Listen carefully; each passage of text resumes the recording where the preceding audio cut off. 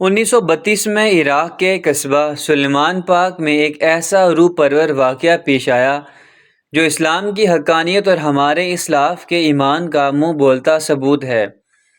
Baghdad سے 30 میل دور قصبہ سلیمان پاک کی ایک پرشکوہ عمارت میں صحابی رسول سیدنا سلیمان فارسی رضی اللہ تعالیٰ عنہ کا مزار مبارک ہے،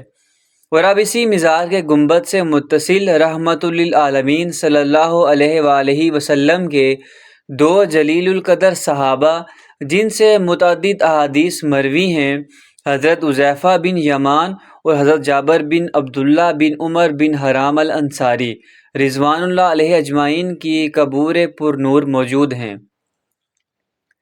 لیکن یہ قبور پہلے یہاں نہیں تھیں، بلکہ سلیمان پاک سے تقریباً 3 یا 4 فرلانگ کے فاصلے پر ایک غیر آباد جگہ پر موجود تھیں، جہاں زیر زمین پانی کے سبب حضرت حذیفہ بن یمان نے 2 مرتبہ شاہ عراق شاہ فیصل اول کو خواب میں آ کر اس سے کہا کہ مجھے اور جابر کو یہاں سے منتقل کر دو، کیونکہ دریائے دجلہ کا پانی قبر میں رس رہا ہے۔ شاہ عراق نے مسلسل 2 راتوں تک یہی خواب دیکھا مگر سمجھ نہیں پایا۔ تیسری رات حضرت حذیفہ نے مفتی اعظم عراق نوری السعید پاشا کے خواب میں آ کر یہی بات دہرائی، اور جب مفتی صاحب نے شاہ عراق سے اس کا ذکر کیا تو اس نے فوراً ہی ان سے عرض کی کہ آپ مزارات سے اجساد مبارکہ منتقل کرنے کا فتویٰ جاری کر دیجیے، میں بلا کسی تردد عمل کراؤں گا۔ فتویٰ اور شاہی فرمان عراق کے تمام اخبارات میں شائع ہوا، اور خبر رساں اداروں نے اس تاریخی خبر کو پوری دنیا میں پھیلا دیا۔ مقررہ دن یعنی 24 ذی الحجہ 25 اپریل پیر کے دن 1932 عیسوی میں ہزاروں یا شاید لاکھوں انسانوں کی موجودگی میں یہ مزارات کھولے گئے تو معلوم ہوا کہ حضرت حذیفہ بن یمان کی قبر مبارک میں پانی آ چکا تھا، اور حضرت جابر بن عبداللہ کے مزار میں نمی پیدا ہو چکی تھی۔ تمام ممالک کے سفراء اور اراکین حکومت، مذہبی رہنماؤں اور شاہ عراق کی موجودگی میں پہلے حضرت حذیفہ کے جسد مبارک کو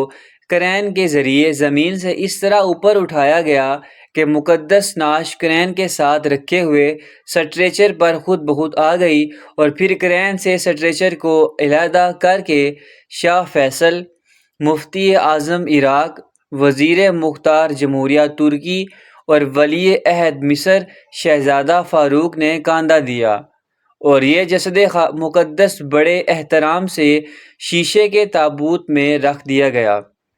پھر اسی طرح حضرت جابر بن عبداللہ کے جسد مبارک کو قبر سے نکالا گیا۔ اس تمام کارروائی کو ویڈیو کیمروں کے ذریعے فلمایا گیا، اور یہ پرروح پرور مناظر بعد ازاں عراق کے سینما گھروں میں دکھائے گئے۔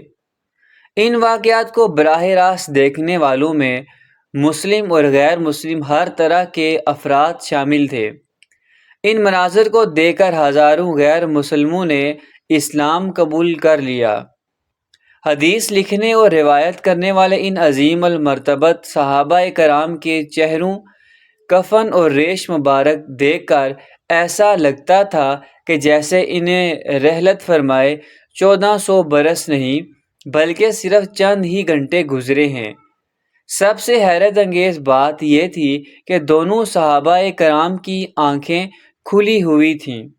اور ان میں اتنی چمک تھی کہ بہتوں نے چاہا کہ ان آنکھوں کو دیکھ لیں، مگر دیکھنے والے کی آنکھیں ایسے چندیا جاتیں کہ ہر شخص دور ہٹ جاتا، اور یقیناً وہ دیکھ بھی کیسے سکتے تھے کہ ان کی آنکھوں میں سرکار صلی اللہ علیہ وآلہ وسلم کو دیکھ اور ان کی شبیہ کو محفوظ کر رکھا تھا۔